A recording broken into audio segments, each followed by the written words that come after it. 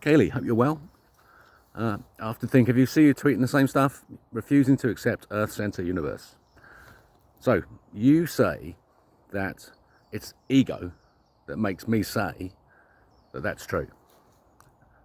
It may have been, at some point in the past, egotistical to believe that that's true, but now I can prove it in engineering using Dr. Cayleigh, who already exists. Yeah, so I'm just telling you this is what Dr. Cayleigh is saying in 1906 and 1915, proving that they already know that the Earth's the centre of the universe, and that the smashing up of physics in the 30s is the introduction of Ashkenazi physics.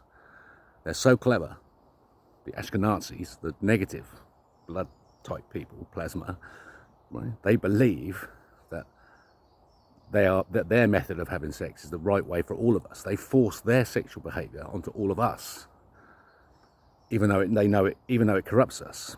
Right? They can see it's corrupting us, but they can't do anything about it because their behaviour is innate in terms of their egos. And so we live in an egotistical society because the ego is the king. Look at molecular biology and see that two things equal another.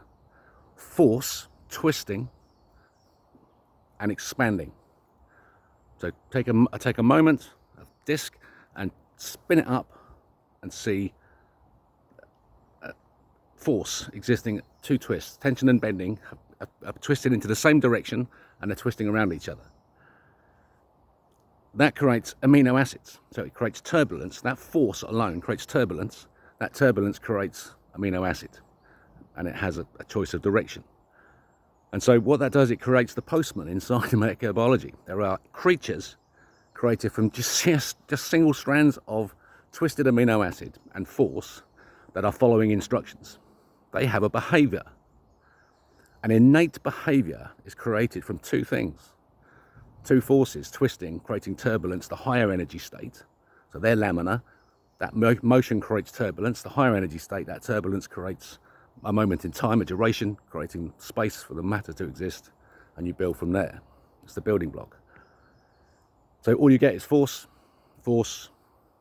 matter, behavior, an innate behavior. Now, that creature that does that behavior just does it. It's a slave. It's following an instruction. It believes that its behavior will enable its existence. So if it moves that ion from there to there and keeps doing it and places it in the places where it's been told to place it, it will continue to exist. And that's true. It must do that work or it will stop existing. And so it's simply subcontracting the work. That's where the work is done. So that this idea of the ego and innate molecular behavior, you can see how base it is in terms of the building block of life. So out here, we've subcontracted all that energy work down to that little soldier doing his work, that postman. We're now out here. We can subcontract our energy to the mass of the planet when it goes back flat. It's currently spherical, and it should be flat planet. Because when you place the planet at the center of the universe, you realize that the best place to have the disk, you need one disk that actually exists. You've got one disk of force, you need a disk of matter, is the Earth itself into a disk.